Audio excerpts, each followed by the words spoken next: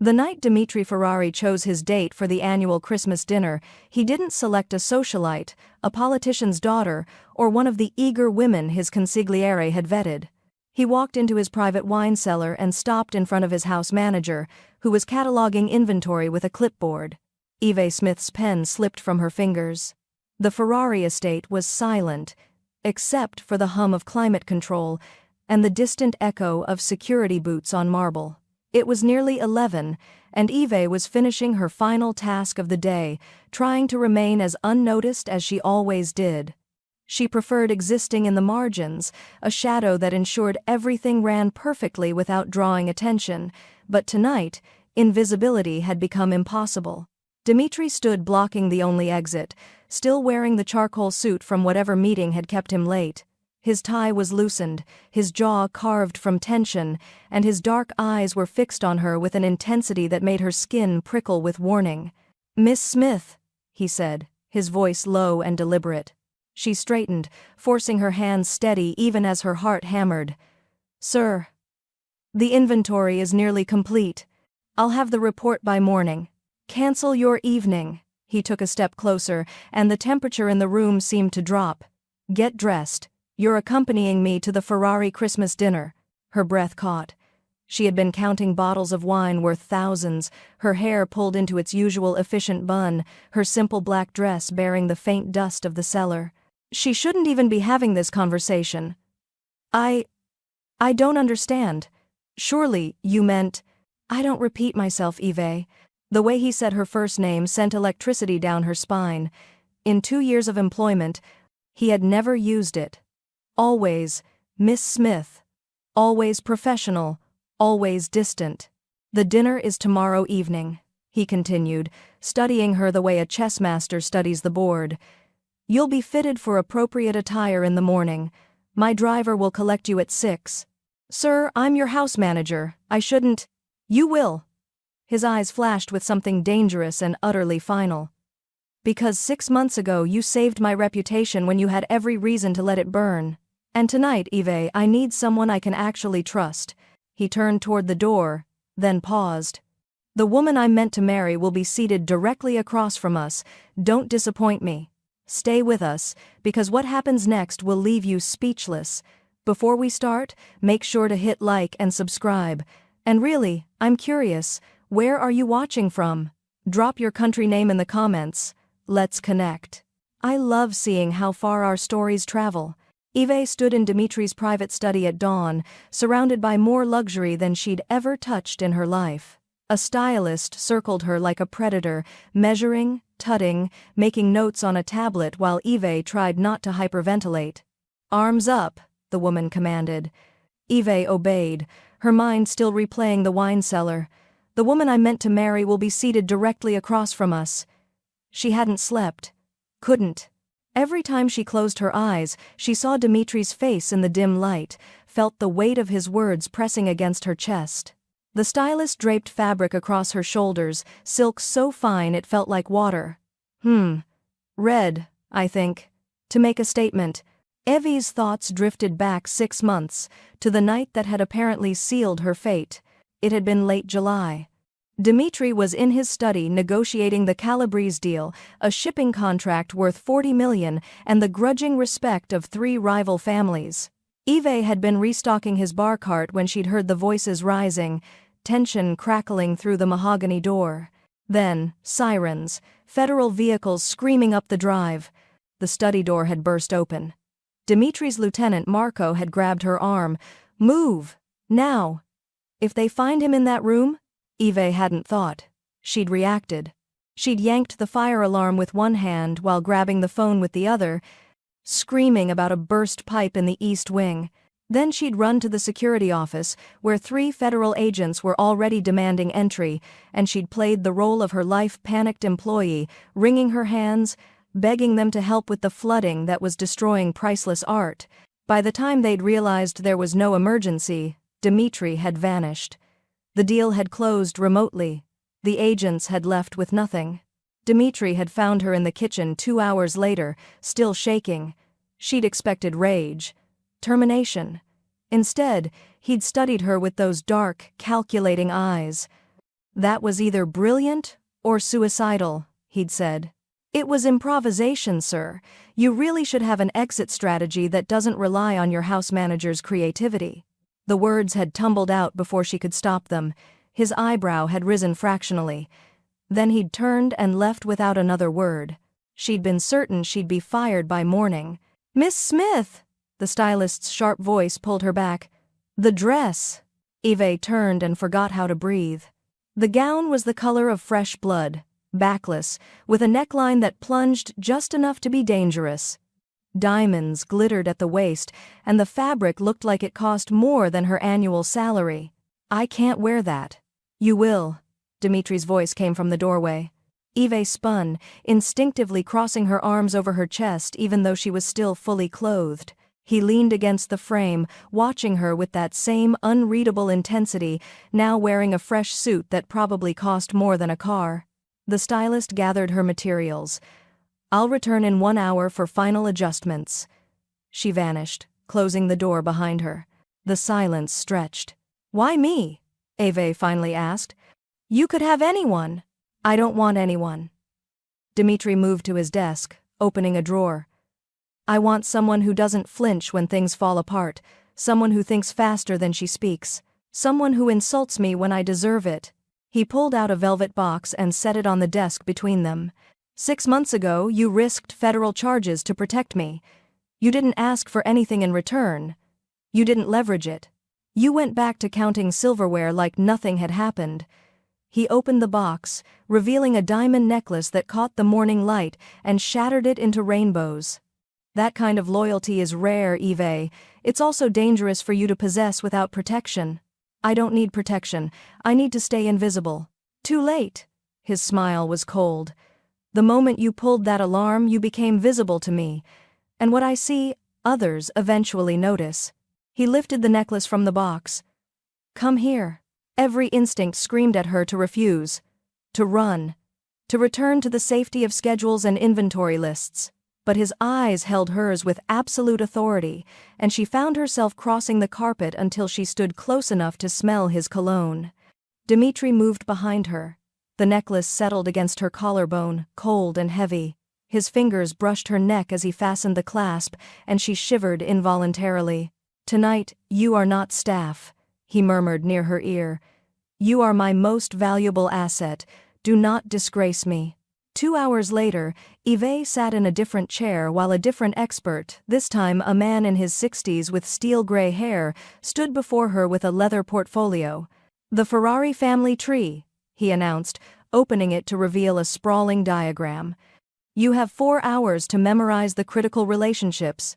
Eve's head already ached from the hairstyling, the makeup application, the lessons in how to walk in heels she'd never worn before. Now this. Dimitri's uncle, Antonio, controls the southern operations. He's ambitious but respectful. His wife, Claudia, is not. She'll test you with questions about art, culture, politics. Deflect with charm, never with ignorance. The man he'd introduced himself only as Silvio flipped pages rapidly. Dimitri's younger brother, Luca, is an architect, harmless. His girlfriend, Sofia, is a journalist, not harmless. Assume everything you say to her will be repeated. On and on it went. Cousins, second cousins, business partners, rival families invited for diplomatic reasons. Eve's mind spun trying to catalog it all. "And this woman," Silvio tapped a photograph. "Alessandra Torrisi, daughter of the Torrisi shipping empire. Educated at Oxford. Beautiful, connected, ruthless." Eve stared at the photograph. Alessandra was stunning, dark hair in perfect waves, sharp cheekbones, eyes that looked like they could calculate your net worth from across a room. "She's the arranged fiancé," Eve said quietly. Silvio's expression remained neutral. "She's the logical choice. Her family's alliance would expand Ferrari influence into international waters. The marriage has been discussed since both were children. So why isn't she his date tonight?"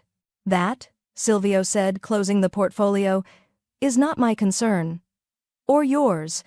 Your concern is not embarrassing Mr. Ferrari in front of 200 people who will be scrutinizing your every breath." He left her with a stack of flashcards and instructions to memorize them all. Eve had made it through half the stack when the door opened again. She expected Dmitri. Instead, a different man entered, older, with silver hair and a face carved from granite. He wore a suit that screamed authority, and regarded her the way one might regard a stain on expensive upholstery. "Miss Smith." It wasn't a greeting, it was an indictment.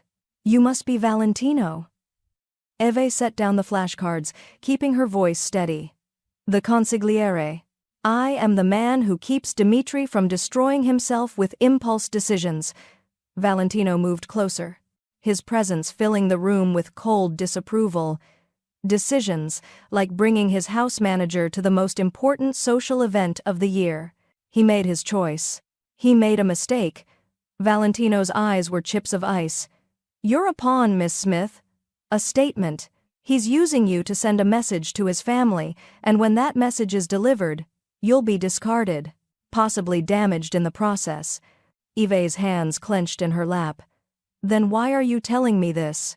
"Because unlike Dmitri, I think ahead." He reached into his jacket and withdrew an envelope.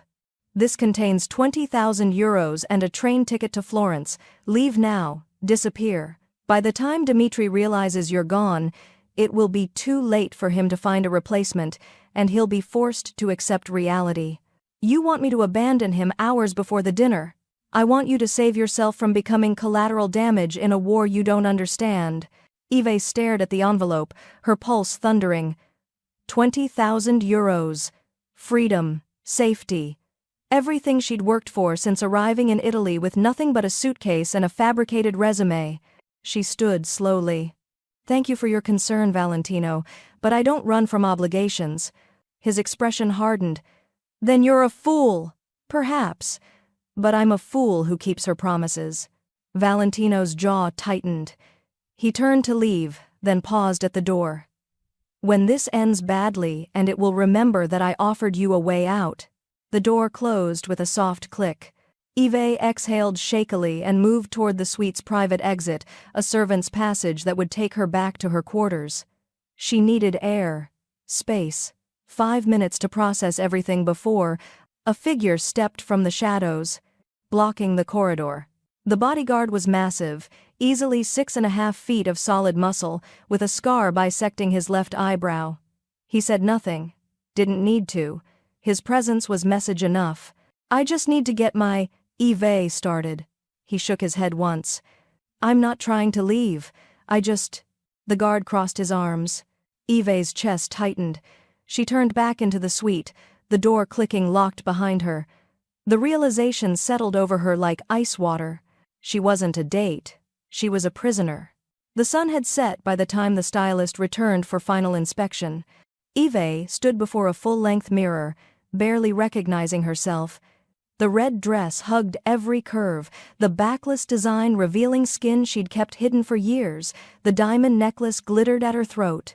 Her hair fell in soft waves over one shoulder, and her makeup was subtle but transformative, emphasizing eyes that looked larger, more vulnerable than she'd ever allowed them to appear. "You'll do," the stylist said with satisfaction. "Mr. Ferrari will be pleased." "Mr. Ferrari will be pleased." As if Eve were a product being delivered. "He's waiting at the bottom of the stairs," the woman added, gathering her tools. "Don't keep him waiting." Then Eve was alone.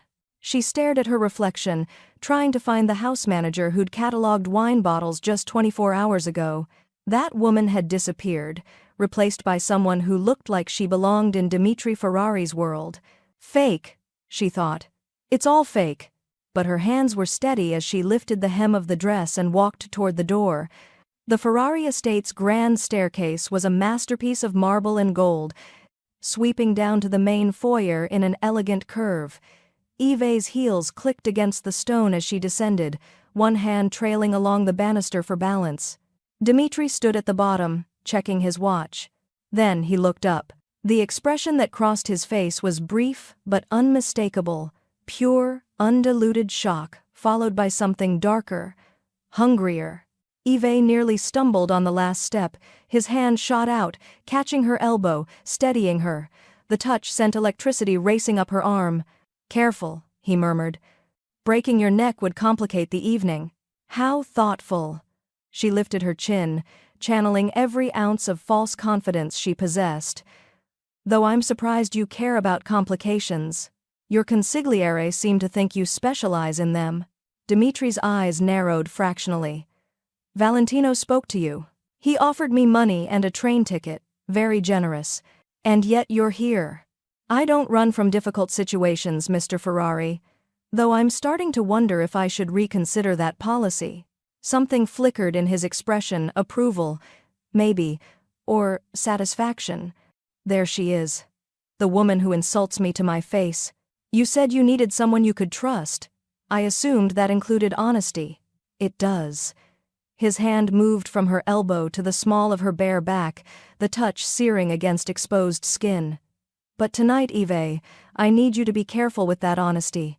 The people we're about to meet are predators. They'll look for weakness. Don't give them any." "And what am I supposed to be? Your trophy?" "No." His voice dropped to something almost dangerous. "You're my shield, and possibly my salvation. Don't forget which matters more." He guided her toward the door, where a black limousine waited. The driver opened the door silently. Dimitri handed her in, then slid beside her. The door closed, sealing them in leather-scented darkness broken only by the soft glow of interior lights. As the car pulled away from the estate, Dimitri's phone buzzed. He glanced at the screen, then went utterly still. Eve watched his jaw tighten, watched something cold and final settle over his features. He turned the phone toward her without a word. The photograph showed a woman in an elegant white dress, dark hair swept into an intricate updo, standing between two older men who radiated wealth and power. Alessandra Torrisi. The caption beneath read, "Looking forward to finally making our arrangement official tonight." "The political stakes," Dimitri said quietly, pocketing the phone, "are astronomical." Eve's throat tightened. "You brought me to insult her family. I brought you because I refuse to be a piece on someone else's chessboard." His eyes met hers in the dim light. "Even if it costs me everything." The Ferrari Christmas dinner was held at the family's ancestral estate, a sprawling villa that made Dimitri's private home look modest by comparison. Cars lined the circular drive, each more expensive than the last. Security personnel in discreet black suits monitored every entrance. Eve's hands trembled as their limousine joined the queue. "Breathe," Dimitri commanded softly. "They can smell fear." Comforting. It wasn't meant to be comforting. It was meant to be true. His hand found hers, squeezing once. "Remember the Calabrese deal? You didn't flinch then. Don't start now." The car stopped. The door opened. Dimitri stepped out first, buttoning his jacket with practiced ease. Then he turned, extending his hand to her.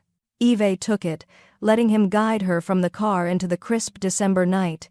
Camera flashes exploded immediately, photographers, though whether official or paparazzi, she couldn't tell.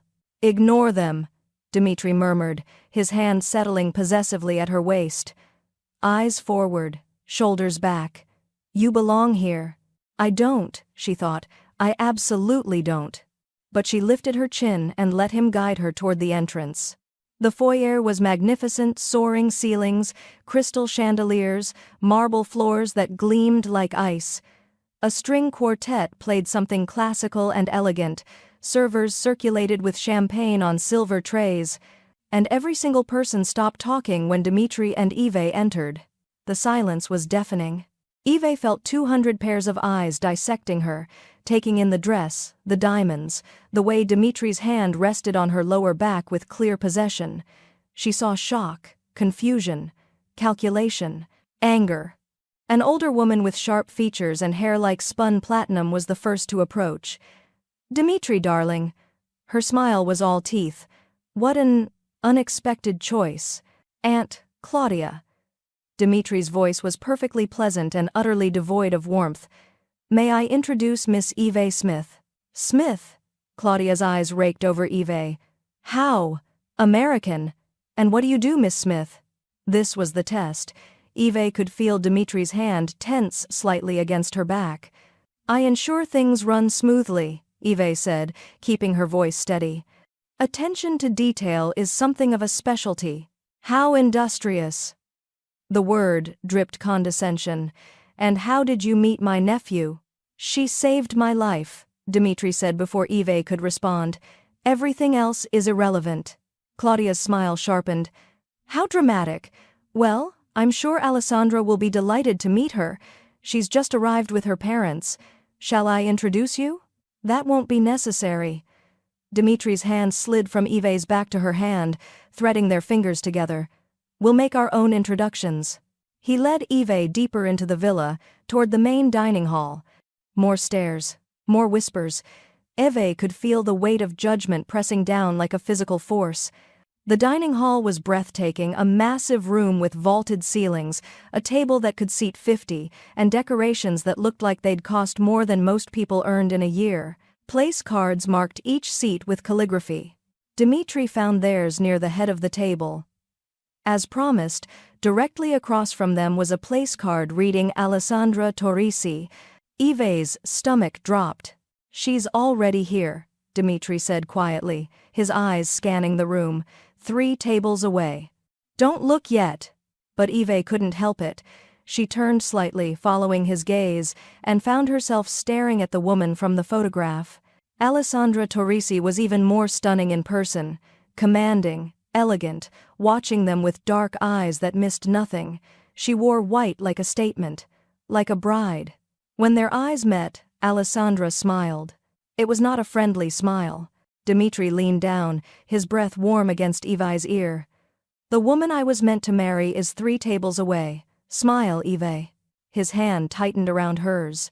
The game begins now. Dinner was a performance, and Eve was an unwilling actress thrust onto stage without a script. The first course arrived, some delicate seafood arrangement that probably had a French name she couldn't pronounce. Eve picked up the correct fork only because she'd spent 2 years watching Dimitri's guests from the shadows, cataloging their behaviors like field notes. Conversation flowed around them in Italian and English, peppered with references to business deals and family politics she only half understood.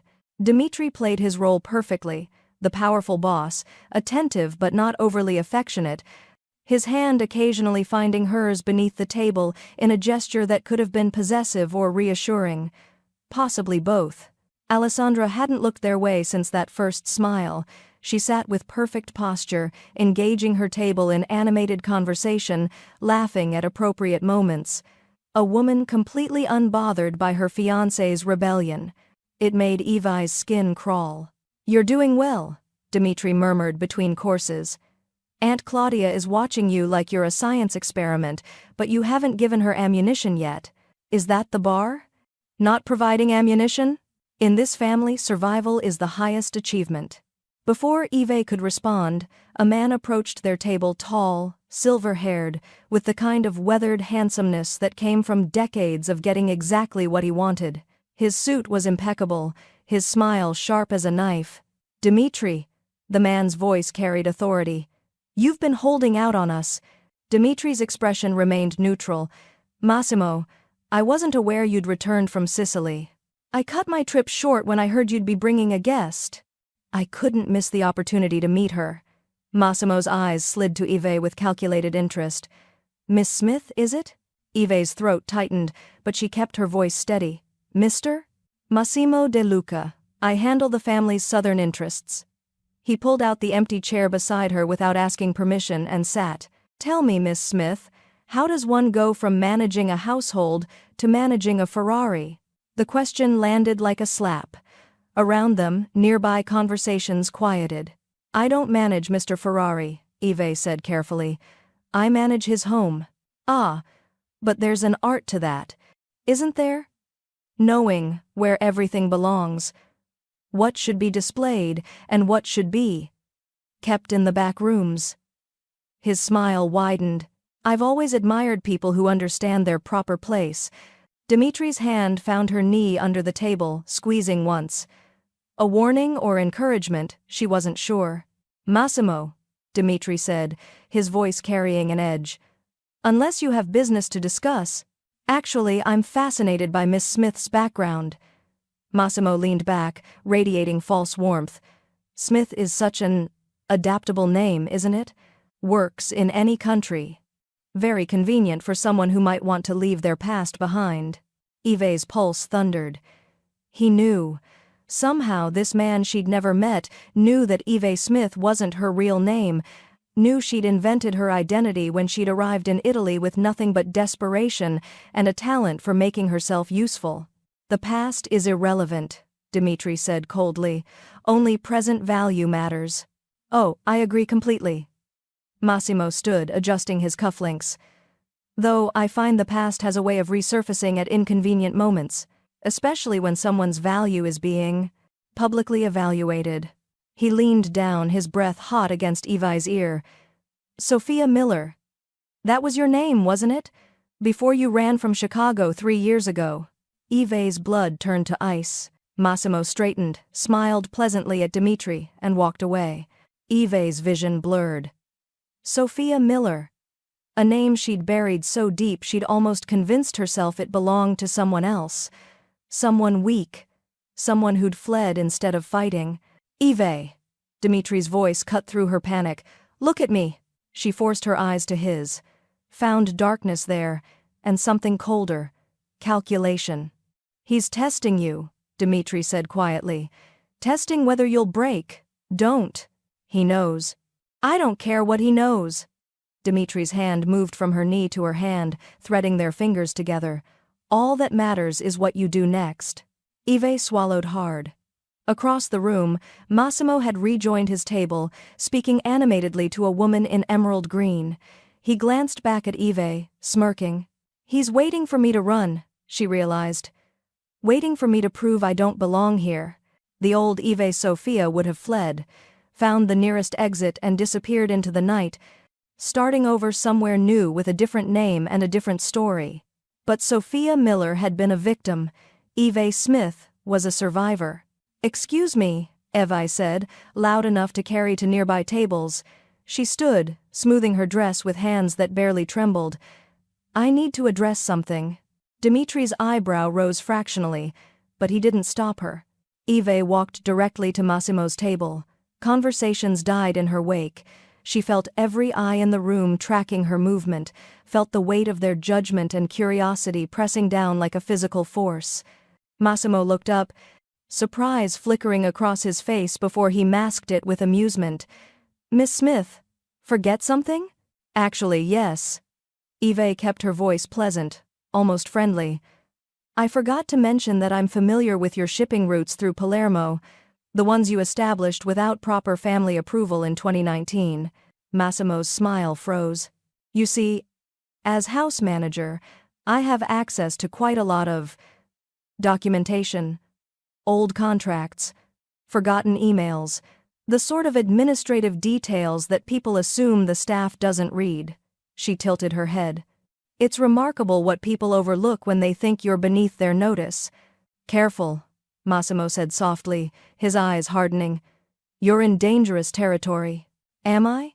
Because from where I'm standing, you're the one who broke protocol. Clause 17 of the Ferrari family charter, all new territory acquisitions require consigliere approval and documentation filed with the family archive within 30 days of finalization.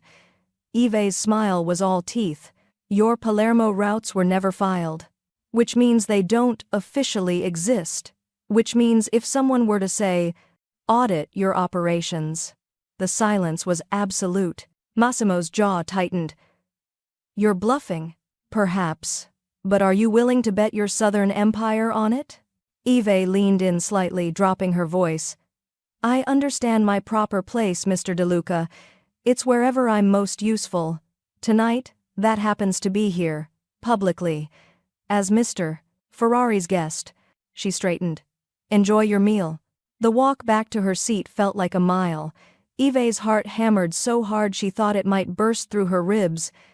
She'd just threatened one of the most powerful men in the organization based on half-remembered paperwork she'd filed 8 months ago, gambling that he wouldn't risk calling her bluff in front of witnesses. She sank into her chair, barely breathing. Dimitri was staring at her. Not with anger or shock, but with something that looked almost like wonder. The Palermo routes, he said quietly. You remember those? I remember everything. It's what you pay me for. I pay you to manage my house." His voice dropped. "I had no idea I was employing a weapon." Before Eve could respond, his hand covered hers on the table, not beneath it, not hidden, but openly, publicly. His thumb traced slow circles against her palm. Every person in that room saw it. The claim, the approval, the message. "She's mine, and I'm proud of her." Eve's chest tightened with something she couldn't name. The plates were cleared. Music swelled. Couples began filtering toward the ballroom adjacent to the dining hall, where a live orchestra was playing something slow and elegant. Dmitri stood, extending his hand. "Dance with me." It wasn't a request. Eve let him guide her to the dance floor, hyper-aware of the stares following them. Alessandra was dancing with a distinguished older man, her father, probably, and watching them with those dark, calculating eyes. Dmitri's hand settled at the small of Eve's bare back, the other taking hers. He pulled her closer than was strictly proper, and began to move. "You took a risk," he murmured near her ear, "confronting Massimo like that. You told me not to break. I told you not to give them ammunition. Instead, you fired a warning shot across the bow of a man who's killed for less." Eve's breath hitched. "Should I apologize? God. No." Dmitri's hand tightened against her back. "I've been trying to find leverage against his Palermo operation for 2 years. You just handed it to me wrapped in a bow." They turned, and Eve caught a glimpse of their reflection in one of the massive gilt mirrors lining the ballroom. They looked like they belonged together, power and grace, darkness and light, perfectly matched.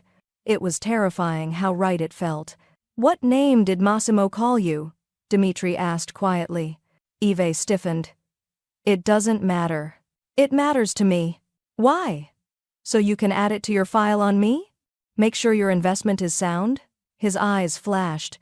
"Because someone in this room knows your past well enough to weaponize it, which means you're in danger, which means I need to know what I'm protecting you from." "I don't need protection.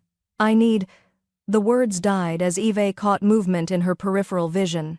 Second-floor balcony. A figure in shadow, and the distinct glint of a camera lens. Her steps faltered. Dmitri caught her instantly, keeping them moving. "What is it?" "Someone's photographing us." Eve kept her voice low, her eyes forward. "Balcony, northeast corner. Not casual shots, deliberate documentation."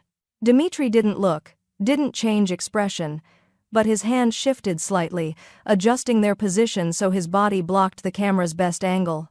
"Journalists aren't allowed inside," he said, "which means it's family, building evidence." "Evidence of what?" "That I've publicly rejected Alessandra, that I've brought an outsider into the inner circle."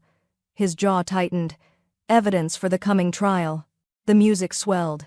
Dmitri spun her, and for a moment, Eve felt weightless. "What trial?" she asked as they came back together. "Mine." His eyes met hers, dark and utterly serious. "The family doesn't tolerate rebellion, Eve. By bringing you here, I've declared war on their plans. They'll convene a council. Judge whether I'm fit to lead. And if they decide you're not, then I lose everything. My position, my territory, possibly my life." Eve's chest constricted. "Then why—" "Because some things," Dmitri said softly, pulling her impossibly closer, "are worth burning the world down for." The song ended. Couples applauded politely. Dmitri didn't release her immediately, his hand lingering at her waist, his gaze holding hers with an intensity that made her forget how to breathe. "Mr. Ferrari." Valentino's voice cut through the moment like a blade. Dmitri's expression shuddered instantly. He stepped back, releasing Eve. "Valentino. Not now. Urgent family matters, sir. If Miss Smith will excuse us." "It wasn't a suggestion." Dmitri glanced at Eve. "Stay here. Don't speak to anyone. I'll return in 5 minutes." Then he was gone, leaving Eve alone in a sea of predators. She retreated to the edge of the ballroom, accepting a glass of champagne from a passing server simply to have something to hold. Around her, conversations continued, business, politics, veiled threats disguised as pleasantries, brave performance earlier. Valentino appeared at her elbow, materializing like a ghost. Or suicidal, depending on your perspective. Yves's grip tightened on the glass. "I thought you were with Dimitri." "I lied. I needed to speak with you alone." His expression was grave. "Do you understand what you've done tonight? I've attended a dinner party. You've painted a target on your back. Dimitri brought you here as a pawn in his game against the family's plans. By defending yourself, by refusing to be dismissed, you've become something far more dangerous, a queen." Yves's stomach churned. "I didn't ask for this." "Irrelevant. You're in it now. And when Dimitri's rebellion fails, and it will fail, Miss Smith, because the family always wins, you'll be collateral damage." Valentino pulled an envelope from his jacket. "This is your last chance." He pressed it into her hand. Inside she could feel the thickness of cash and the stiffness of paper that felt official. 25,000 euros, train ticket, new identity documents that will get you anywhere in Europe. His voice was urgent. The whole dinner was a trap. By bringing you, Dimitri has angered powerful people who see you as evidence of his instability. They'll eliminate that evidence to force him back in line. You're saying they'll kill me. I'm saying they'll make you wish they had. Valentino's eyes held genuine concern. "Take this. Disappear tonight. It's the only way to save yourself."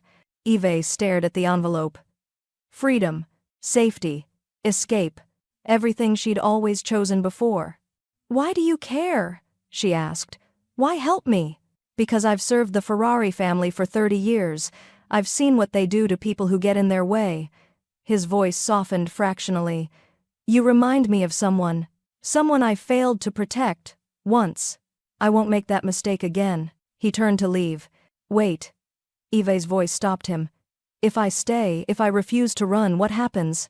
Valentino looked back, his expression almost pitying. "Then you'll discover exactly how dangerous love can be when it collides with power. And God help you both." Yves found Dimitri in his uncle's private study, a masculine room of leather and dark wood, where he stood at the window, hands in his pockets, shoulders tight with tension. "You shouldn't be here," he said without turning. "Your consigliere just offered me 25,000 euros to disappear." Yves closed the door behind her, the envelope clutched in her hand. "He said this whole night was a trap. That you're using me as a pawn and people want me dead because of it." Dimitri's jaw tightened, but he didn't respond. "Is it true?" Yves crossed to him, fury building with each step. "Did you know bringing me here would put me in danger?" "Yes." The single word detonated between them. You knew and you brought me anyway." Her voice shook. "Why? To make a point? To rebel against your family's plans at my expense?" "Yes. That's all you have to say?" Yves threw the envelope at him. It hit his chest and fell to the floor, cash spilling across expensive carpet. "I trusted you. I thought, God, I actually thought this was real." Dimitri finally turned, and the look on his face stole her breath. Raw, tortured, desperate. "It is real," he said hoarsely. "That's the problem." "What are you talking about?" "I brought you to insult Alessandra, to send a message to my family that I won't be controlled." He moved closer, predatory and anguished. "But that's not why I chose you, Yves. That's not why I need you here." "Then why?" "Because you're the only person in my entire life who sees me as human instead of a title. Because when you look at me, you don't see the monster they've built. You see the man who makes mistakes and needs someone brave enough to point them out." His voice cracked. "Because I'm terrified of becoming the weapon they want me to be, and you're the only thing keeping me human." Yves's fury wavered, confusion rushing in. "Dimitri, I risked you," he said, closing the distance between them, "because I couldn't risk her. Because the thought of pretending to love Alessandra, of spending my life with someone who only sees my empire, makes me want to burn everything down." His hand rose to her face, trembling against her cheek. "I risked you because losing you to danger felt less unbearable than losing myself to that arranged life." "That's insane." "I know." His thumb traced her jaw. I'm selfish and reckless, and I've endangered you for my own salvation. You should take Valentino's money. You should run and never look back." Eve's heart hammered against her ribs. Every rational instinct screamed at her to do exactly that, to grab the cash and disappear into a new life with a new name like she'd always done before. But then she looked into Dimitri's eyes and saw something she'd never expected to find in a man like him: fear. Real, genuine fear. Not of his enemies or his family, but of losing her. "You're right," she whispered. "I should run." Pain flashed across his face. He started to pull back. Eve grabbed his tie, yanking him down to her level. "But I've been running my whole life, and I'm tired of it." Then she kissed him. It was fierce and desperate, and nothing like she'd imagined. His arms locked around her, pulling her flush against him as he kissed her back with an intensity that felt like drowning. His hand tangled in her hair. Her fingers clutched his shoulders. The world narrowed to heat and need, and the terrifying realization that she'd just chosen danger over safety for the first time in her life. When they finally broke apart, both breathing hard, Dimitri pressed his forehead to hers. "I risked you," he whispered, "because I couldn't risk her. And now I can't let you go." "Then don't." Evi's voice was steady despite the chaos in her chest. "But if we're doing this, if I'm staying, you need to promise me something. Anything. No more secrets. No more pawns and games. If I'm in danger, I need to know. If you're planning something, I need to be part of it." She pulled back enough to meet his eyes. "I won't be your shield, Dimitri. I'll be your partner, or I'll be nothing at all." His smile was fierce and genuine and absolutely devastating. "Partners, then." He kissed her again, slower this time, sealing the promise. Neither of them saw the shadow that passed by the study window. Neither of them heard the camera's shutter click. But somewhere in the night, evidence of their alliance was being delivered to people who had no intention of letting Dimitri Ferrari keep his crown or his queen. They stayed in the study for another hour, hidden from the performance outside. Dimitri sat in the leather chair, Eve perched on the armrest beside him, his hand resting on her hip in a gesture that felt both possessive and vulnerable. "Tell me the truth," Eve said quietly. "All of it. Why Alessandra is a political liability." Dimitri's jaw tightened. For a moment she thought he might refuse. Then he exhaled slowly, his thumb tracing absent circles against her dress. "The Torrisi family has been laundering money through shell corporations in the Caymans.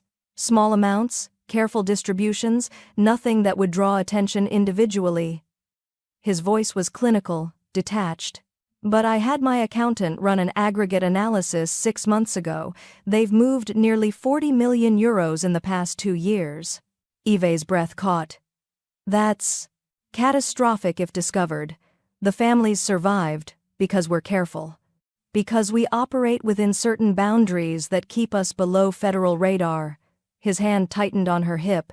"Alessandra's father is reckless, greedy. And by marrying her, I'd be tied to their operations. When they fall, and they will, they'll take me with them. So you brought me to avoid that fate." "I brought you because the alternative was watching my family chain me to a sinking ship." He looked up at her, and the exhaustion in his eyes was devastating. "They see me as a monster of control, Eve, a weapon they've sharpened since childhood. But when you look at me, you see something else. Someone who makes mistakes, someone who needs—" He stopped, the words catching. "Needs what?" Eve prompted gently. "An escape from being perfect." His voice was barely audible. "One person who doesn't require me to be the legend, just the man." Eve's chest ached. She slid from the armrest into his lap, straddling him, forcing him to meet her eyes. His hands settled on her waist automatically, steadying her. "You're not a monster," she said firmly. "You're a man in an impossible situation, who's doing what he can to survive." "Am I?" Something bitter crossed his face. "Or am I just another tyrant justifying his choices? If you were a tyrant, you wouldn't be asking that question." Dimitri's laugh was hollow. He pulled her closer, burying his face against her neck. She felt him breathe in slowly, as if anchoring himself to her presence. "I don't deserve you," he murmured against her skin. Probably not, but you're stuck with me anyway. He pulled back, and for the first time that night, he actually smiled, real and unguarded, and heartbreakingly genuine. Then Eve saw it as his collar shifted, a scar on his shoulder, partially hidden by his shirt. Jagged and old, the kind left by a blade rather than surgery. Her fingers traced it instinctively. Where did this come from? Dmitri went absolutely still.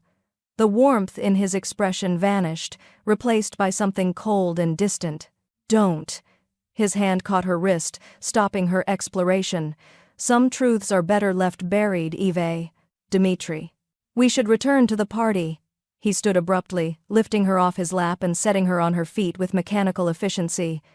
We've been gone too long. People will talk. The wall had slammed back down between them, leaving Eve cold and confused. They left the dinner at midnight, Dmitri's jaw tight and his silence absolute. The drive back to his estate felt endless.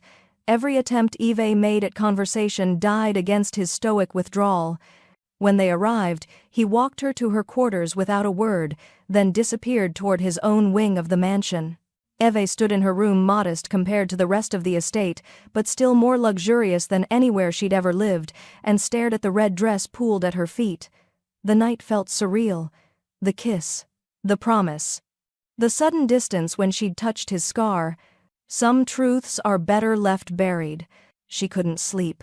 Her mind raced with questions, with the memory of Dmitri's face when she'd asked about the mark on his shoulder. She'd seen vulnerability there. And fear. At 2 a.m, she gave up. She pulled on leggings and a sweatshirt and ventured into the silent hallways. The mansion at night was different, shadows stretched long, and the security presence was more obvious. Guards nodded to her as she passed, recognizing her but not questioning her movement. She wandered aimlessly until she heard it. The rhythmic impact of fist against leather. She followed the sound to the gym, a massive space with equipment that looked military-grade. And there was Dmitri, shirtless, attacking a heavy bag with brutal precision. His body was a weapon, scarred, powerful, controlled. But his face was pure anguish. Each punch landed with devastating force, the bag swinging violently. Sweat gleamed on his skin, muscles coiling and releasing with practiced efficiency. Eve stood frozen in the doorway, watching him. This wasn't exercise, this was exorcism. I know you're there, Dmitri said, without stopping, without looking. I could feel you the moment you entered. I couldn't sleep. Neither could I. Punch, punch, punch. The scar on my shoulder, my father gave it to me when I was 16. Said I needed to learn that weakness gets you killed. Eve's throat tightened. Dmitri. He was right. Another devastating combination. In this life, vulnerability is a death sentence. Caring about someone gives your enemies leverage. Trusting someone gives them the knife to gut you with. Then why did you choose me? That made him stop. He caught the bag, steadying it, his chest heaving with exertion. When he finally looked at her, his eyes were dark with something dangerous. Because some part of me wants to die. His voice was raw. The smart part knows you're my greatest liability, but the human part doesn't care. The human part would rather burn with you than freeze alone. Eve took a step forward. I'm not your liability. I'm your... Someone is watching the house. The words cut through the space between them like a blade. Someone who knows you're here, who knows what you mean to me. The air went cold. How do you know? Eve asked. Because... Dmitri's expression hardened into something terrifying. I would do the exact same thing if I were hunting me. The security alarm shattered the night at 3:47 a.m. Eve jolted upright in her bed, heart hammering. The wailing was deafening, not the standard breach alert, but something targeted. Urgent. Her door burst open. Dmitri filled the frame, fully dressed, a handgun in his grip. His face was the mask of the Mafia boss, cold, lethal, absolutely focused. Stay here, lock the door. Don't open it for anyone but me. What's happening? Breach in the East Wing. Your old quarters. His eyes met hers, and she saw fury there. Someone's after your files. Before she could respond, He was gone, the door slamming behind him. She heard the lock engage from the outside he'd trapped her in. Eve ran to the window. Floodlights blazed across the grounds. Security personnel in tactical gear swarmed the East Wing entrance. In the distance, she heard shouting. A gunshot. Her blood turned to ice. Your old quarters. Your files. Someone knew about Sophia Miller. Someone was digging into her past, and Dimitri was walking into danger to protect her secrets. She couldn't just hide. Eve scanned the room frantically. This had been a guest suite once, part of the original estate. There had to be, yes. She spotted it behind the armoire. A servant's passage. The kind old mansions were riddled with. She shoved the heavy furniture aside, revealing a narrow door. It opened with a creak onto steep, dusty stairs descending into darkness. Eve grabbed her phone for light and ran. The passage was claustrophobic, walls pressing close, spiderwebs catching in her hair. She followed the sound of chaos, shouting, more gunfire, the crackle of radios. When she emerged from a hidden panel in the hallway, the scene before her stopped her heart. Dimitri had someone pinned against the wall, a man in black tactical gear, bleeding from a shoulder wound. 3 security guards surrounded them, weapons drawn, and Dimitri's gun was pressed under the intruder's jaw, his finger on the trigger. Who sent you? Dimitri's voice was death itself. The intruder spat blood. Go to hell. Wrong answer. Dimitri cocked the gun. Wait! Evi's voice rang out. Every head turned. Dimitri's eyes widened with fury. I told you to stay. I know him. Eve stepped forward, her legs shaking but her voice steady. His name is Marcus Webb. He used to work maintenance here. You fired him 8 months ago for stealing. Dimitri's gaze sharpened. And he blamed me. I was the one who caught him, documented the theft, recommended his termination. She looked at Marcus, whose eyes held pure hatred. You came back for revenge. Should have minded your own business, Sophia, Marcus snarled. Should have stayed invisible like the scared little girl you were. Dimitri's face went absolutely cold. He released Marcus, stepping back, but his gun never wavered. When he spoke, his voice carried the weight of absolute authority. Take him to the holding room. No one touches him until I'm finished here. The guards dragged Marcus away. Dimitri finally turned to Eve, and the look on his face made her step back involuntarily. This wasn't the man who'd kissed her in the study. This was the monster everyone feared. You disobeyed a direct order. You were in danger. My room. Now. He grabbed her arm, not roughly but with unshakable control. We're having a conversation about the difference between partnership and suicide. He marched her through the mansion, past staring staff, up the grand staircase to his private wing. The door to his room slammed behind them with finality. What the hell were you thinking? Dimitri's control finally cracked. I locked you in that room for a reason. To keep me safe. Eve shot back, her own anger rising. But I don't need a cage, Dimitri. You need to stay alive. Do you understand what could have happened if there had been more of them? If Marcus had been armed? If I'd stayed hidden like a good little victim? Her voice went cold. That's not who I am anymore. I told you I'm done running. I'm done hiding. This isn't running. It's basic survival instinct.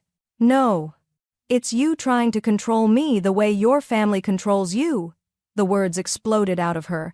You say you want a partner, but the moment real danger appears, you lock me away. That's not partnership. That's possession. Dimitri's jaw clenched. I can't lose you. You don't have me to lose unless you trust me. Eve stepped closer, her heart hammering. I grew up in this world, Dimitri. Not in mansions and power plays, but in the shadows where people like your family operate. My father worked for men like you. I know what bullets sound like. I know what blood smells like. I know... She stopped, the confession catching in her throat. Know what? Dimitri's voice was barely audible.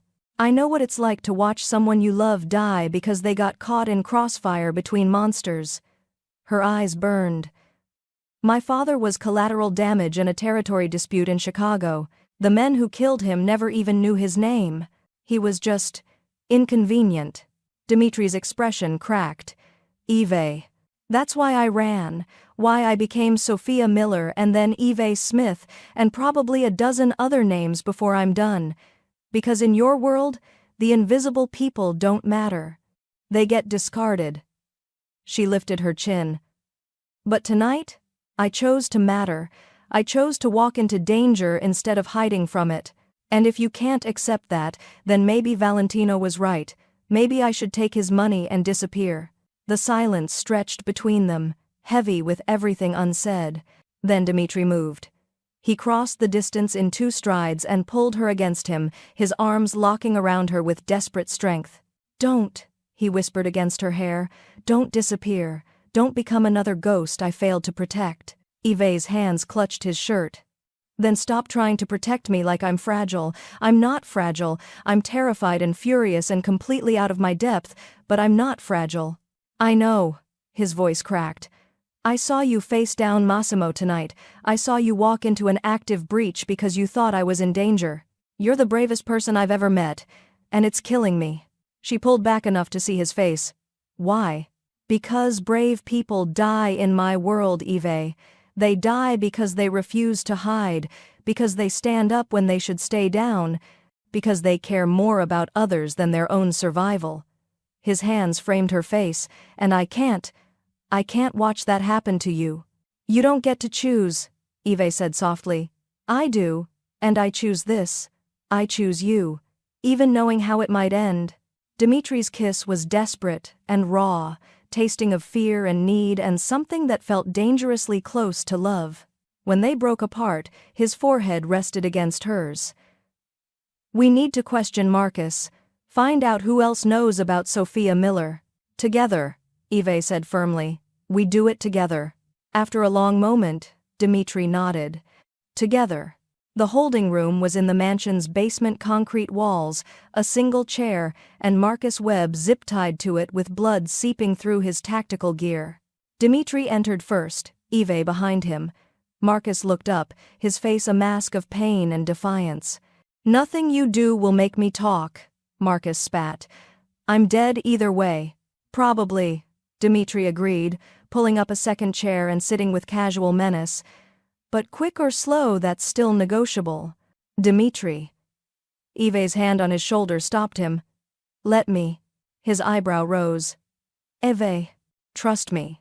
After a beat, he nodded and stepped back. Eve crouched in front of Marcus, meeting his hate-filled eyes. You said I should have minded my own business, that I should have stayed invisible. You're right. The old me would have. So, why didn't you? Marcus snarled. Because you stole from the staff emergency fund, the money we all contributed to help each other when things got bad. Her voice was quiet but sharp. You stole from Anna when her mother was sick, from Paolo when his car broke down, from me when I needed to send money home. Marcus's sneer faltered slightly. Who paid you to come back? Eve pressed. Who paid you to dig into my past? No one paid me. I wanted revenge. Wanted to see you suffer like you made me suffer. Liar. Eve leaned closer. You're terrified right now, not of Dimitri, of whoever sent you, because they promised you money and safety, and now you know they lied. Marcus's face went pale.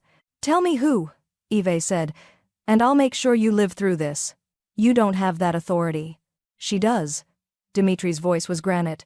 Tonight, she has any authority she claims. Speak. Marcus's resistance crumbled. Massimo. Massimo De Luca. He found me 3 days ago. Said he needed dirt on you. He looked at Eve. Paid me 10,000 euros to break in and photograph your documents.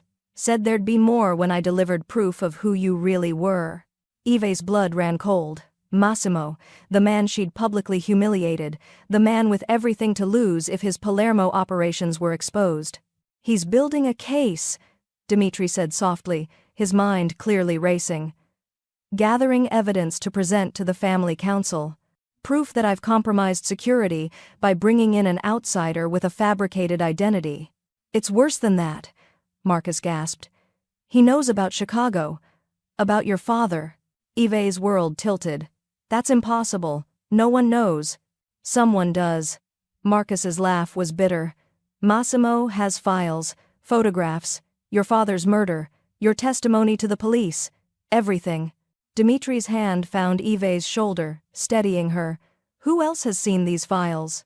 I don't know. I swear I don't know. Dimitri studied him for a long moment, then nodded to his guards. Medical attention, then secure transport. He goes to the safe house until this is resolved. As the guards moved to escort Marcus out, Eve stopped them.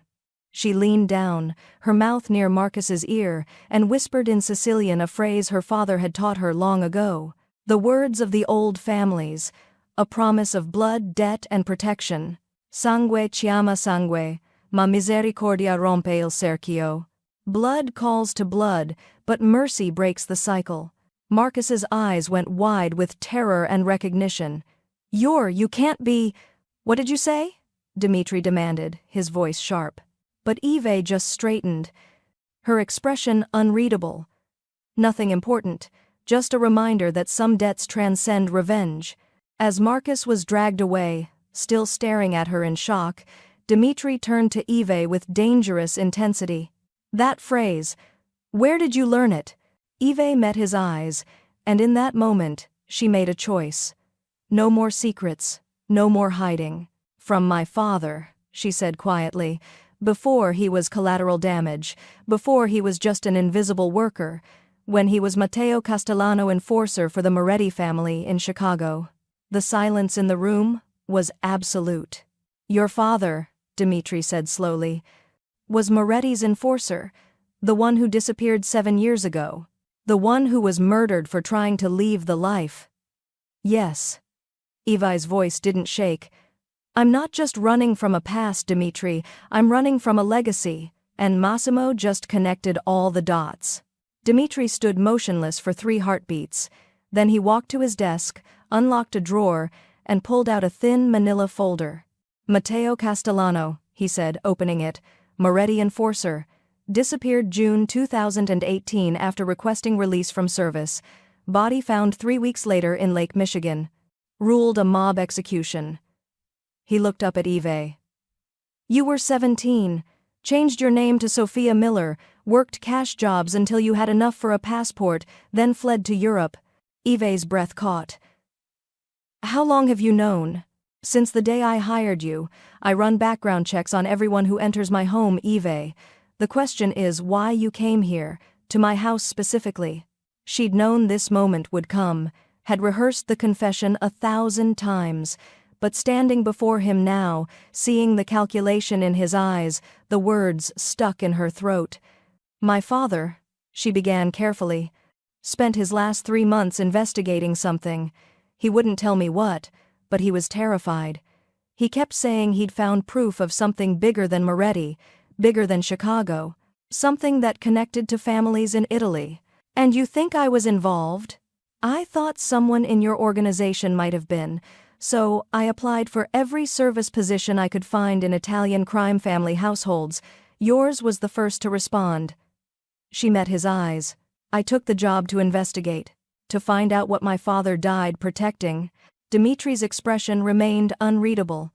Did you find it? No. After 6 months I realized you had nothing to do with his death. You weren't even operating in the States back then. Her voice cracked slightly. But by then, I was good at the job, good at being invisible, and running again felt exhausting. So you stayed. I stayed because nowhere else felt safer, because working for you meant I could see threats coming. She laughed bitterly. Ironic, isn't it? I hid in the monster's house to escape the monsters. Dimitri closed the folder with deliberate precision. When he looked at her again, his eyes held something she couldn't identify. I know who took him, Eve. Her world stopped. What? Your father's death. It wasn't Moretti's order. It was unsanctioned, a freelance execution commissioned by someone who wanted whatever information Matteo had found. Dimitri pulled out a second folder, this one thicker. I've been tracking the pattern for 2 years. 7 informants dead across 3 countries, all killed the same way, all investigating the same thing. What thing? A trafficking network that crosses family territories. Someone's been moving people, women, mostly through established crime routes without paying tribute or requesting permission. It's the ultimate insult to the old families. His jaw tightened, and the man orchestrating it has been using his legitimate shipping business as cover. Ive's blood turned to ice. Massimo De Luca, your father found the connection. That's why he died. Dimitri's voice went cold. And now, you and I are going to get him back. He's dead, Dimitri. We can't. No, but we can destroy the man who killed him. We can expose Massimo's operation, dismantle his empire, and make sure your father's death meant something. He extended his hand. Partners? Eve stared at his outstretched hand. This was insane, suicidal, everything she'd run from for 7 years. She took his hand. Partners? They worked through the night in Dimitri's private office, spreading files across his desk like battle plans. Ive's staff knowledge combined with Dimitri's resources created a devastating picture of Massimo's operation. Here. Eve pointed to a shipping manifest from 8 months ago. I filed this personally. Massimo's warehouse received a container marked as textiles from Romania, but the weight was wrong. 20 tons declared, but the truck's axle weight suggested closer to 15. Missing 5 tons. Dimitri's eyes sharpened. Or 5 tons of something that doesn't show on official paperwork. And look at the delivery schedule. She pulled up another document on his laptop. Every third Thursday for the past 18 months. Like clockwork. The same route, the same falsified manifests. Dimitri leaned back, studying the pattern. He's gotten comfortable. Routine makes people careless. The next delivery is Thursday, 3 days from now. Ive's pulse quickened.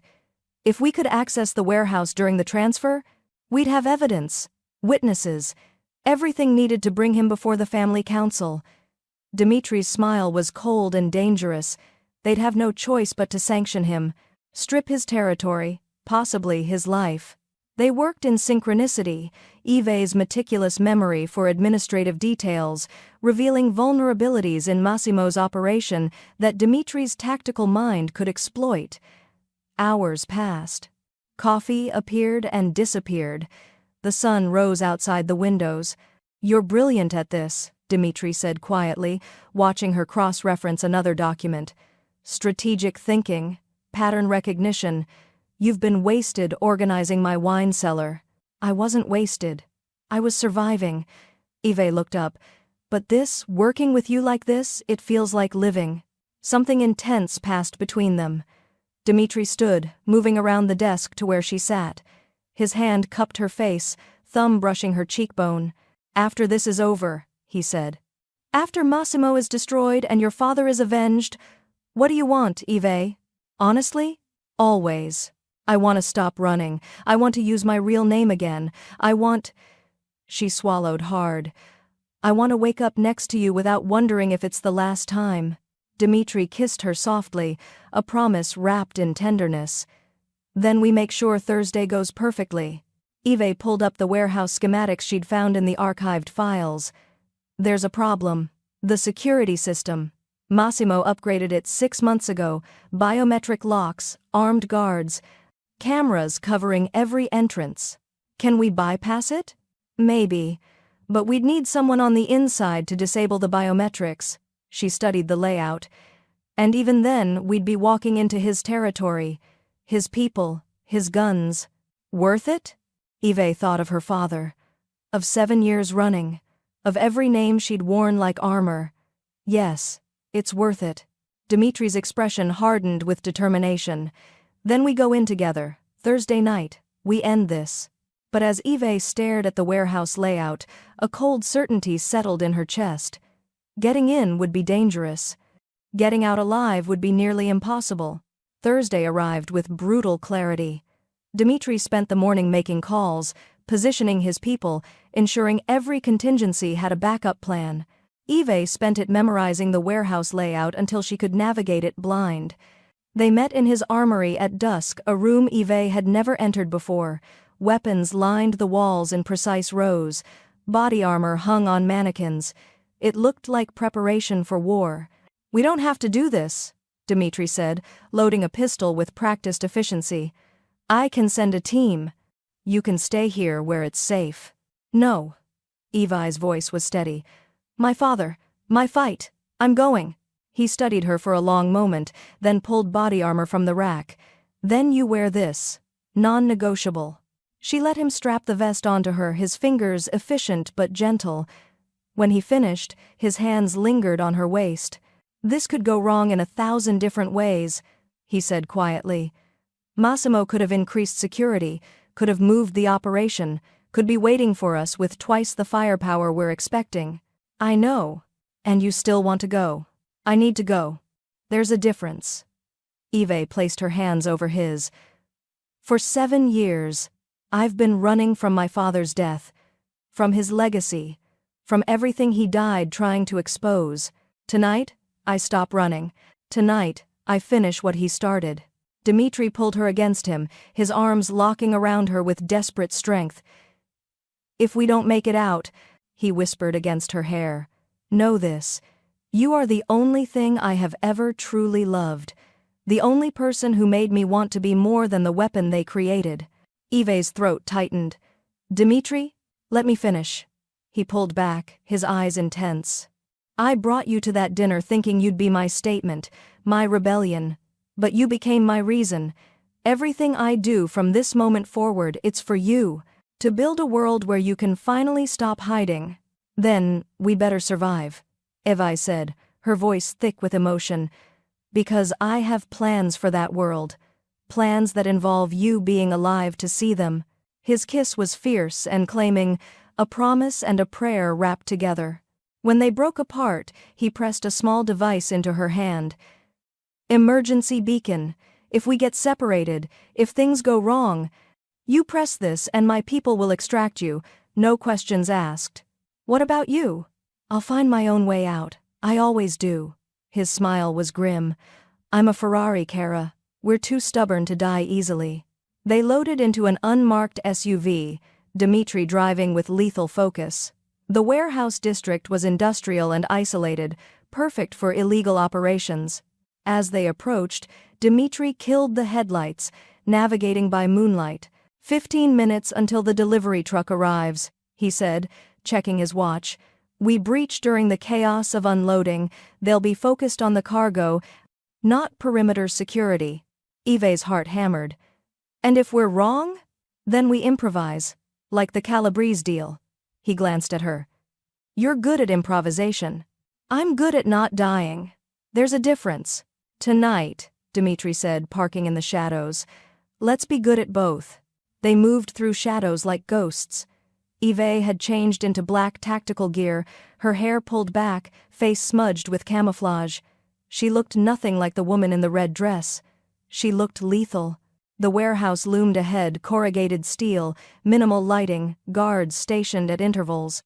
Right on schedule, a truck approached the loading dock, its air brakes hissing. Now, Dmitri breathed. They slipped through a maintenance entrance Eve had identified in the schematics.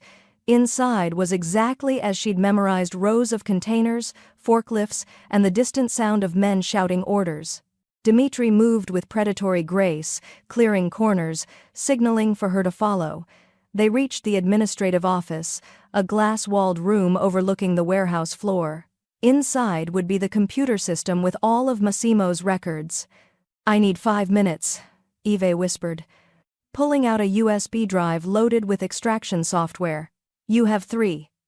Dmitri positioned himself at the door, weapon drawn. After that, someone will notice the guards I disabled are missing. Eve's fingers flew across the keyboard. Files downloaded in rapid succession, shipping manifests, financial records, communications, everything they needed to destroy Massimo. 2 minutes. The progress bar crawled forward. Company, Dmitri hissed. Voices approached, footsteps on metal grating. Eve forced herself to breathe slowly, watching the download percentage tick upward. 85%. 90. Check the office, someone ordered. Thought I saw movement. Dmitri's jaw tightened.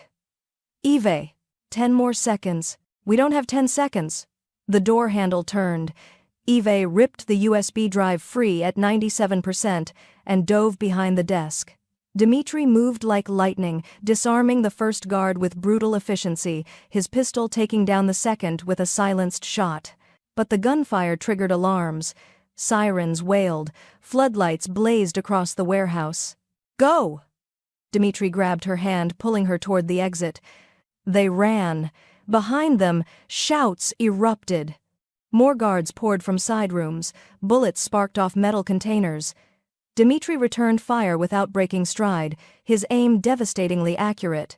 They burst through an emergency exit and stopped cold. Massimo stood in the parking lot, flanked by a dozen armed men, all weapons trained on them. "Dmitri." Massimo's smile was poisonous. "I've been expecting you.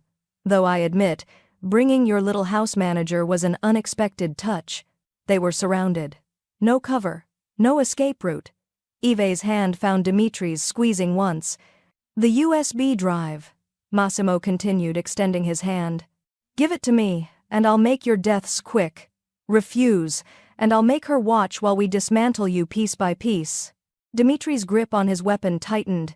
Yves felt his muscles coil, preparing for a fight he couldn't win. Yves looked at the man beside her, the mafia boss who'd chosen her over duty, who'd risked everything to avenge her father, who was now calculating how to die protecting her. And she realized something profound. For the first time in 7 years, she wasn't afraid. Not of the guns, not of death, not of the monsters in the darkness. Because Dmitri had shown her what it meant to be truly safe. Not hidden, not invisible, but seen, known, and valued enough that someone would burn the world down rather than lose her. "No," she said quietly. Both men looked at her in confusion. "No?" Massimo repeated. "I'm not watching him die. And I'm not running."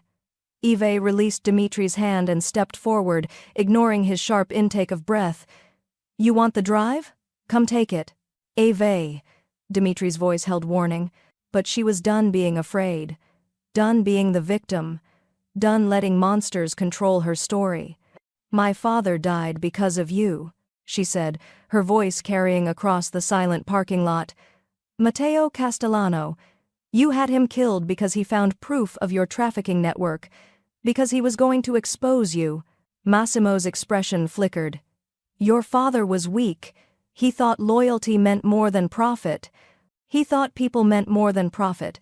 That's why you feared him. Why you fear me." Yves held up the USB drive. "This contains everything. Your roots, your contacts. Evidence that will bring the entire family council down on you.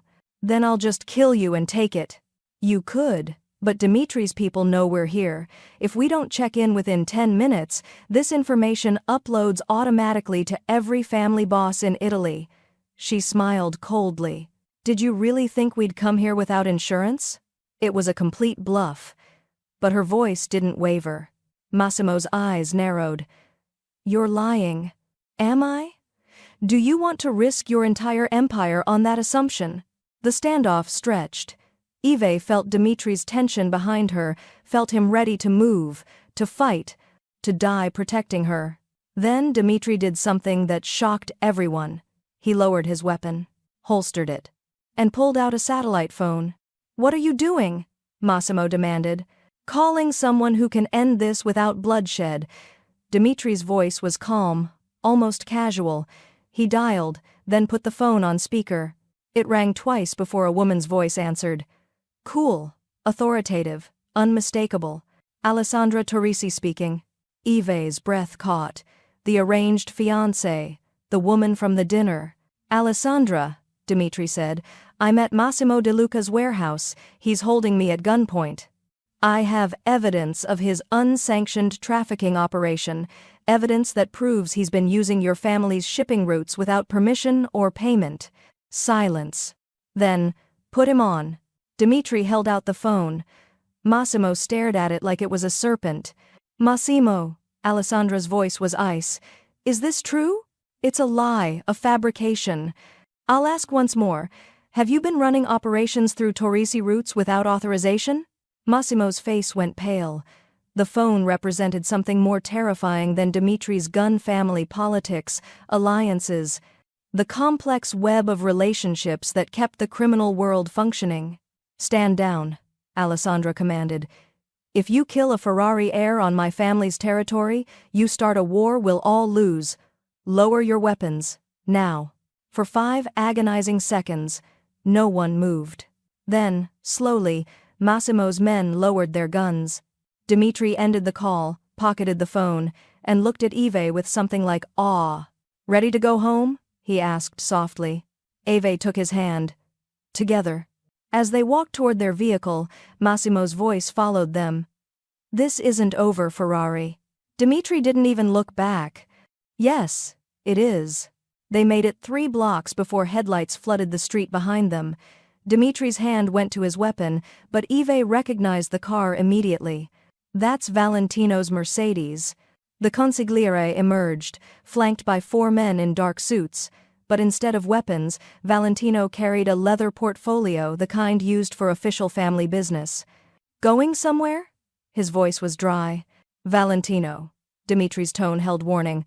Not now. On the contrary, now is precisely when I'm needed. He approached with measured steps, his expression unreadable. I've just come from an emergency session with the family council. We've been discussing Massimo De Luca's unsanctioned operations. Dimitri went still. How did you? I've known about his trafficking network for 6 months. Unlike you, I believe in building airtight cases before acting. His gaze shifted to Eve. Though your house manager's investigative work did accelerate the timeline considerably. You were investigating him? Eve asked. I investigate everyone. It's my job. Valentino opened the portfolio. Massimo's been using Torrisi shipping routes, Ferrari distribution networks, and Moretti connections without authorization from any family. He's made himself rich while putting all of us at risk. So, you're here to arrest him? Dimitri's eyes narrowed. I'm here to inform you that the council has already issued a sanction. Massimo De Luca is hereby stripped of his territory, his operations, and his protection. Valentino's smile was cold. He's been declared rogue, which means he's fair game for anyone seeking retribution. The implications settled over them like snow. Massimo had no family backing now, no allies. No protection from people like Dimitri who had scores to settle. You did this, Dimitri said slowly, to give me permission to destroy him. I did this to protect the family from a cancer growing in our ranks. What you choose to do with that information is your business. Valentino closed the portfolio. Though I should mention that Massimo is currently being detained at the old cannery on Pier 9. Security has been reduced for the evening. It was an invitation wrapped in deniability. Dimitri looked at Eve. Your call. She thought of her father, of 7 years running, of Marcus Webb and every other person Massimo had used and discarded. Then she thought of the USB drive in her pocket, evidence that could destroy him, legally, publicly, permanently. We take him to the council, she said firmly. We let them judge him according to their laws. We do this right. Dimitri's expression softened with something like pride. You're sure? Killing him would be mercy. I want him to face what he's done. I want him to lose everything the way my father lost everything. Her voice was steel. I want him to live with that. Valentino's eyebrow rose fractionally. The house manager has teeth. I approve. 20 minutes later, they stood in the cannery's main floor, a cavernous space that smelled of salt and rust. Massimo was tied to a chair, blood trickling from his nose, surrounded by Valentino's men and half the family council. Dimitri approached him slowly, predatory and lethal. You tried to kill me tonight, threatened my partner, ran operations that endangered every family in Italy. Dimitri, Massimo started. You're going to spend the rest of your miserable life in a cell, watching everything you built get divided among your enemies, your money, your territory, your legacy. Dimitri leaned down, his voice dropping to something terrifying. And every day, you'll remember that you lost it all because you underestimated a house manager. He pulled back his fist, ready to deliver judgment. Stop. Evi's voice cut through the tension like a blade. Every head turned. Dimitri froze mid-strike. Eve stepped forward, her footsteps echoing in the cavernous space. He's mine. Dimitri searched her face, then slowly stepped aside. Eve crouched in front of Massimo, meeting his hate-filled eyes. My father's name was Matteo Castellano. You had him killed 7 years ago. I've spent every day since learning to survive in your world, learning your rules, your weaknesses. She stood. Your punishment isn't death, Massimo. It's living long enough to see me succeed in the world you tried to keep me out of. She turned to the council. I want his offshore accounts liquidated, every euro donated to trafficking victim support organizations. I want his properties seized and converted to safe houses. I want his name erased from everything except the cautionary tales told to warn others against greed and treachery. The silence was absolute. Then Valentino began to clap slow, measured applause that others joined until the cannery echoed with approval. 3 days later, Dimitri's private office had transformed into a war room. Evidence covered every surface: Massimo's records, council documents, and one file Dimitri had kept separate from the others. Are you ready? He asked quietly. Eve looked at the file labeled Castellano, Matteo. Her hands trembled slightly. What if... He's alive? Eve. Dimitri's voice was certain. Massimo kept him prisoner to leverage information. We found him in a medical facility outside Naples. Weak, but alive. The room spun. My father is alive? They're bringing him here, now. Eve barely heard the rest. Her father. Alive. After 7 years of believing him dead, of running from his ghost, of building her entire life around his absence. The door opened. The man who entered was gaunt, gray-haired, moving carefully like someone still recovering from trauma. But his eyes, dark and sharp, were exactly as she remembered. Eve? His voice cracked on her name. She couldn't speak, couldn't breathe, could only stand there as 7 years of grief and rage and longing crashed over her in a wave that threatened to pull her under. Then she was moving, closing the distance, and her father caught her in arms that shook with emotion. Bambina mia, he whispered against her hair. My girl, my brave girl. Eve sobbed against his shoulder, raw, ugly crying she'd held back for years. I thought you were dead. I thought... I know. I'm sorry. I'm so sorry. He pulled back, cupping her face with trembling hands. They took me the night I planned to run, kept me alive to use as leverage if anyone got too close to the truth. But you... His voice filled with fierce pride. You found the truth anyway. You're stronger than I ever was. I learned from you. No, Piccola. You learned despite me. Despite what I dragged you into. He looked over her shoulder at Dimitri, who'd retreated to give them space. You must be Ferrari, sir. Dimitri inclined his head respectfully. Matteo studied him with the penetrating gaze of a man who'd spent a lifetime reading threats. You're the one who found me. Who dismantled Massimo's operation? We did it together. Your daughter is the one who connected the pieces. And now? Matteo's eyes sharpened. What are your intentions toward her? The question hung in the air. Eve felt her cheeks heat. Papa. He's the mafia boss, Eve. I can see how you look at him, how he looks at you. Matteo's voice was gentle but firm. But you need to understand what that means. The danger. The violence. The life you'd be choosing. I already chose it, Eve said quietly. The night of the Christmas dinner. Then you're braver than I ever was.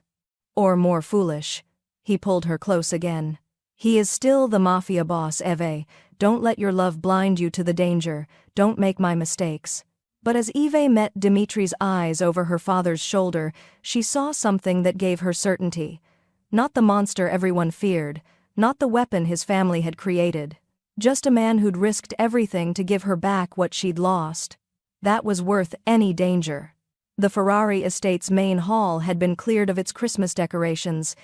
In their place stood something more formal, the family council, assembled in all their severe authority. Dimitri stood before them, Eve at his side, facing judgment. Antonio Ferrari, Dimitri's uncle, spoke first. You brought an outsider to our most important gathering. You rejected your arranged marriage. You pursued a vendetta that could have started a war. His voice was cold. Explain yourself. I won't. Dimitri's voice was calm. I'm not here to justify my choices. I'm here to inform you of my decision going forward. Murmurs rippled through the council. No one spoke to Antonio that way. Bold, Claudia commented. Or suicidal. The Torrisi alliance was built on money laundering that would have destroyed us all. Alessandra's father has been under federal investigation for 6 months. Marrying her would have tied us to their sinking ship. Dimitri's gaze swept the room. I refuse to let family politics blind me to obvious danger. You could have voiced concerns through proper channels, Antonio countered. Would you have listened, or would you have accused me of trying to avoid duty? Dimitri's smile was sharp. I chose to demonstrate the truth instead, and in doing so, I found something more valuable than a political alliance. His hand found Evi's, threading their fingers together publicly. This woman uncovered Massimo's operation. She provided evidence that saved us from infiltration. She proved herself more strategically valuable than any arranged bride could be. His voice carried absolute conviction. I'm formally rejecting the Torrisi arrangement, effective immediately. And replacing it with what? Claudia's tone was venomous. Your house manager? My partner, my equal, my choice. Dimitri turned to Alessandra, who sat with her family in the observer section. Miss Torrisi, I apologize for any offense my actions caused, but I cannot enter a marriage built on obligation rather than respect. Alessandra stood gracefully, her expression unreadable. Mr. Ferrari, your honesty is refreshing, though I admit I'm not entirely disappointed. The room went silent. Your investigation into Massimo's operations revealed uncomfortable truths about my father's business practices. Truths I can now address without the complication of a marriage alliance. She smiled coolly. Consider us even.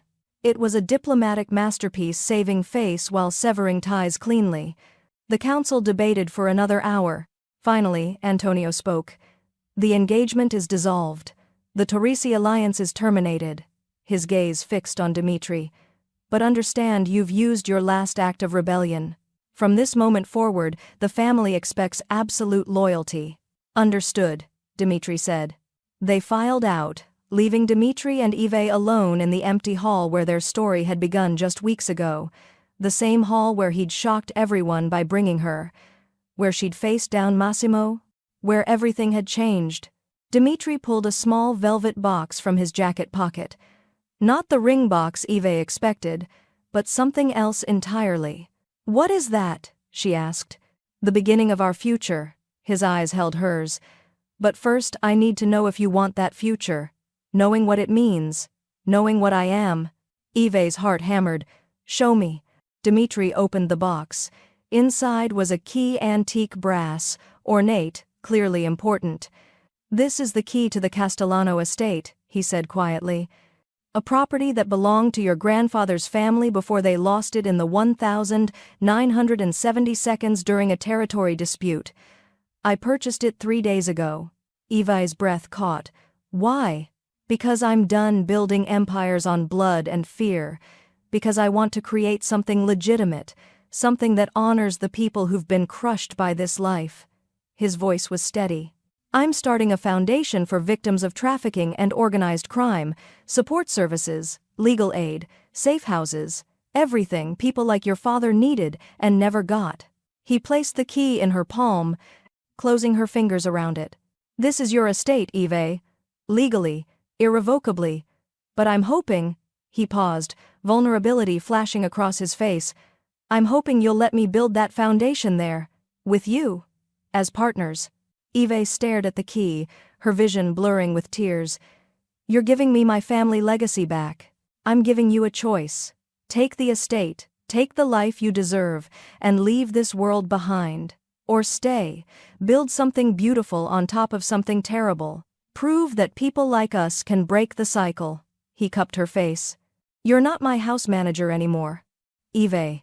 You're not my date or my shield or my redemption. You're my equal, my queen. The woman who showed me there's more to life than survival. Dimitri. Marry me. The words came out raw, desperate, utterly sincere. Marry me and teach me how to live instead of just exist. Teach me how to build instead of destroy. Teach me. Yes. Eve cut him off with a kiss that tasted like tears and laughter and 7 years of running finally ending. Yes, I'll marry you. On one condition. His eyebrow rose. Name it. We run the foundation together, equal partners, equal decision-making. No more grand gestures without consulting me first. Her smile was fierce. And every Christmas, we host a dinner for the families we help, not your crime family, real families who need to know there's hope on the other side of darkness. Dimitri's laugh was genuine and free. That's 3 conditions. I'm negotiating. Get used to it. She kissed him again, softer this time. So, do we have a deal, Mr. Ferrari? We have a deal, Miss Castellano. He pulled her close, his arms locking around her. Though I should warn you, my family is going to hate this. Good. I'd be disappointed if they didn't. Evi's grin was wicked. After all, I'm excellent at making powerful people uncomfortable. It's become something of a specialty. Then God help them all, Dimitri whispered against her lips. Because you're about to revolutionize everything. 1 year later, the Ferrari estate gleamed with holiday lights once again.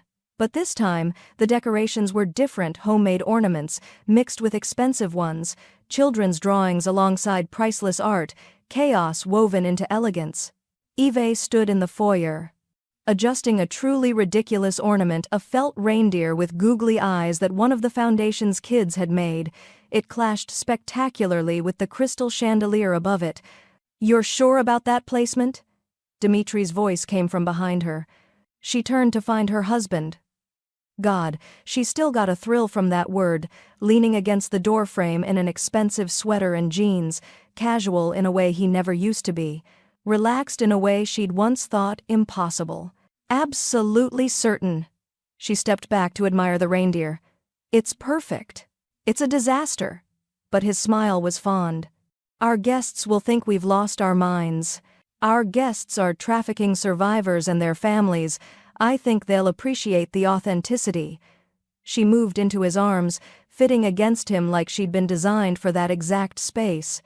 Besides, you promised me chaos. I'm delivering. That you are. He kissed the top of her head. The foundation exceeded our fundraising goals by 40% this year. We're opening 2 new safe houses in the spring. Your father's been invaluable with security protocols. He's thriving, having purpose again. Eve looked up at Dimitri. Thank you for giving him that. Thank you for giving me you. His expression turned serious. I mean it, Eve. A year ago I was a weapon pretending to be human. Now you're human pretending to be a weapon. She touched his face. It's a much better look on you. The doorbell rang, their first guests arriving. Soon the house would fill with noise and laughter and the beautiful chaos of people learning to live again after trauma.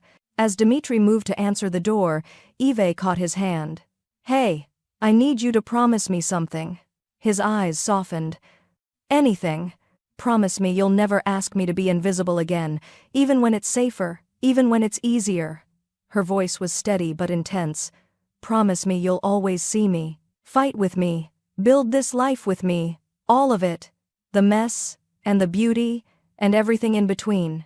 Dimitri pulled her close, his forehead resting against hers. I love the chaos, Eve. Every ridiculous ornament, every impossible dream, every moment of beautiful disaster you bring into my life. His voice dropped to a whisper. Promise me you'll never be invisible again. Promise me, I get to see you, all of you, for the rest of our lives. Deal. She sealed it with a kiss. The doorbell rang again, more insistently. Laughter echoed from outside. Their guests were impatient. Ready? Dimitri asked. Eve looked around the foyer at the mismatched decorations, at the life they'd built from ashes and courage, at the future stretching before them bright with possibility. Ready, she said. Together, they opened the door to let the light in. The end. If you love this story, rate it from 1 to 10, and what part did you enjoy the most? And also, don't forget to like and subscribe to Bella's Romance Stories, where you'll find the best mafia romance stories that will get your heat racing. See you next time.